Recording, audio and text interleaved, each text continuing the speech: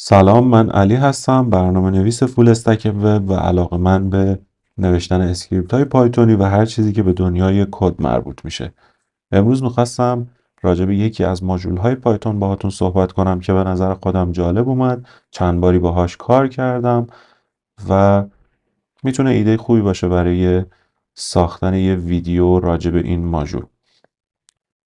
اسم ماژول هست کالرگرام. به شما این اجازه رو میده تا رنگ ها رو از تصاویر استخراج بکنید. شما اگر سرچ کنید کالرگرام پای پای یا پی وای پی وای به سایت اصلی ماژول های پایتون وارد بشید و مطمئن شید که در صفحه درستی هستید، میتونید داکیومنت این پروژه رو بخونید از نحوه نصبش، نحوه کارش و اگزمپل کدها مطلع شید. خب من خیلی سریع خوندن اینو به عهده خودتون میذارم. اگه دوست داشتید بیشتر باهاش کار بکنید، به شما در چند فرمت رنگی رنگ ها رو میده. تعداد رنگ ها رو شما میتونید مشخص بکنید و اینکه یه قابلیت خوب دیگه ای که داره اینه که درصد رنگ های به کار رفته در هر تصویر رو به شما میگه. حالا این میتونه یه سری کاربردهای دیگه هم داشته باشه که شما به عنوان برنامه نویس بر اساس نیازتون ممکنه اونها رو بخواید. من یه دونه پوشه درست میکنم، یه دونه دایرکتوری درست میکنم در دسکتاپم به عنوان color gram. امیدوارم درست نوشته باشم، حالا مهم نیست. پوشه‌ای که درست کردم و توی VS Code باز میکنم، فایل پایتون خودم رو میسازم به اسم main.py. یکم سایز فونت و همه چیز رو بزرگ کردم که دیدنش راحت تر باشه. محیط پایتونی خودم رو بعد از اون میسازم. VENV رو انتخاب میکنم، اینترپرتر گلوبال سیستمم رو انتخاب میکنم و اجازه میدم که پروسه ساختن این محیط تموم بشه که تموم شد. شما میتونید الان پکیج ها، لایبرری ها و ماژول هاتون رو توی این محیط نصب کنید و این اجازه رو به شما میده تا محیط پروژهتون از محیط گلوبال سیستمتون کاملا جدا باشه. من همین دستور pip install colorgram.py رو کپی میکنم از صفحه داکیومنت این ماژول و توی ترمینال این دستور رو پیست میکنم و خب مشکل این بود که من باید از این پایین اینترپرتر خودم رو انتخاب میکردم به درستی و حالا در پروسه ساخت معمولا این انتخاب به صورت اتوماتیک انجام میشه، اما این بار انجام نشده بود. اشکالی نداره. من به صورت دستی این رو انتخاب کردم که این پایین ببینم اینترپرتر انتخابی من ورژن 3.12.5 3.12.5 هست که در محیط .venv من وجود داره و از محیط گلوبال هم کاملا جداست. الان میتونم اون دستور رو کپی کنم و ماژول مورد نظرم رو نصب کنم که یه خورده طول میکشه. خب نصب شد.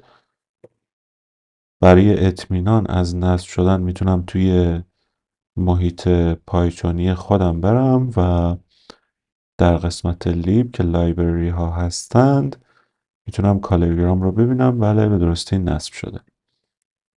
خب ما به فایل پایتونیمون برمیگردیم. من خیلی مستقیم باز کد اگزمپلای این داکیومنت رو کپی میکنم و همین ها رو اینجا پیست میکنم. خب ما الان به یه تصویر احتیاج داریم که بتونیم اون رنگ هایی که میخوایم رو ازش استخراج کنیم. من تصویری دانلود کردم که به پوشه پروژم اضافهش میکنم اسمش هست image.jpg. پس اسم این فایل رو در پروژه تغییر میدم. دقت داشته باشید که اگر این عکسی که الان به پروژه ما اضافه شده با فایل پایتونی ما در یک لول نباشه، یا یک لول عقب‌تر یا بالاتر یا یک لول پایین‌تر یا جلوتر باشه، در آدرس دهی به اون فایل دقت بکنید. colors مساوی با colorgram.extract، آدرس اون تصویرمون و تعداد رنگ هایی که میخوایم. من همین مقدار 6 رنگ رو میذارم بمونه و با یه پرینت میخوام ببینم که این آبجکتی که ما الان پرینت میگیریم چه خواهد. خب بذارید من این پنل پروژه رو ببندم که فایل های پروژه توی دیدمون نباشن و شما میتونید ببینید که این آیتم اولین آیتم ما هست، 6 تا رنگ به ما داده و فرمت RGB فرمت پیش‌فرضی هست که به ما میده. اگر بخواید میتونید با یه .colors ایندکس به عنوان مثال 0 1 یا حالا هر ایندکسی رو بخواید .hsl به اون فرمت دیگر هم دسترسی داشته باشید. اما خب من میذارم همین RGB بمونه و در ادامه یه چیزی میبینیم 32 حالا یه عدد فلوته که با یه درصد مشخص شده. این درصد استفاده یا به کار رفتن این رنگ در تصویر مورد نظرمونه.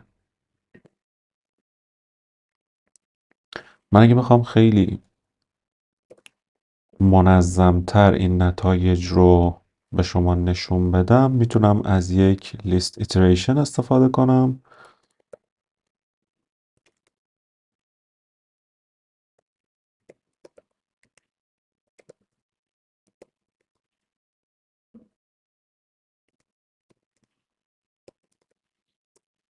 و در اینجا بگم که فقط فرمت رنگ های RGB رو به من بده. و در آخر هم این قدم هم باز انتخابی هست. for I in range in colors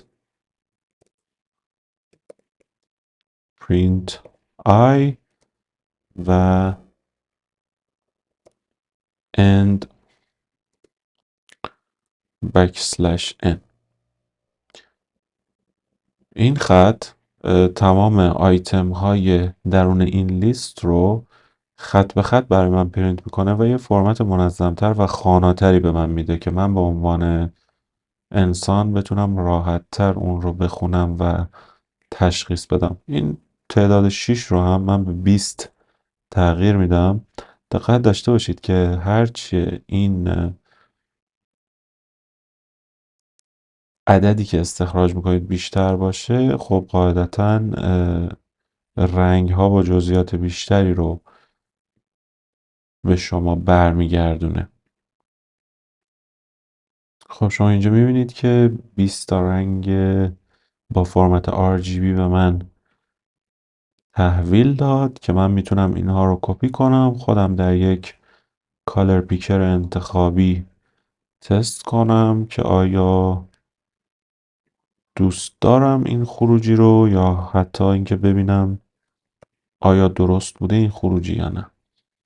اگر هم دوست داشته باشید به اون درصدها دسترسی داشته باشید و فکر میکنید که توی یک پروژه خاص و یا حتی یک روند خاص در جایی میتونه بهتون کمک بکنه، میتونین داکیومنت این ماژول رو بیشتر بخونید، کاملتر بخونید و با تمام جنبه هاش آشنا شید.